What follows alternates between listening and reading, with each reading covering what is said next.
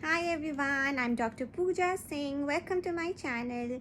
In today's video, I'm going to talk about something called emotion focused coping. Now, what is emotion focused coping? When we talk about stress, there are different ways to deal with stress, and all of us have different coping strategies that we use, right?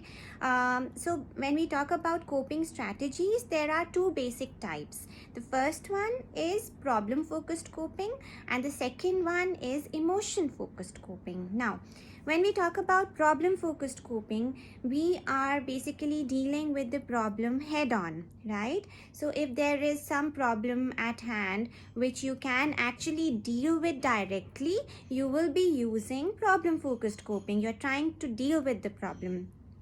For example, you have an exam coming up, right? So if you are really stressed about the exam, but you are studying hard, you are managing your time, so you're using problem focused coping. However, there are stressors that you can't really deal with, at the moment, or maybe you don't really have the resources available to you to deal with that stressor, or maybe it is something just beyond your control, right? Maybe for example, you had a breakup. Now it is something which is causing you a lot of stress, but you do realize that you can't really get back together with the person. So what do you do in that case? In that case, you will be using emotion focused coping. What is emotion focused coping? You are not trying to deal with the problem per se, but you are trying to deal with the emotions that you are experiencing. So you will try and make yourself feel a bit better, because the stress is causing you a lot of negative emotions, a lot of stress. So what you do, there are different ways. You have to basically try and make yourself feel a bit better, feel good, so that you don't really let the stress take over your health, right? So the first thing that you could do is self-care. Self-care is extremely important, physical, mental, both. You could maybe just listen to music. You could do anything that makes you feel better, that makes you happy. You could maybe just go and get a spa done. You could maybe meditate. Then positive thinking is important. Just try and engage in positive thoughts. Just try and maybe use positive images. That is, again, positive imagery is extremely helpful.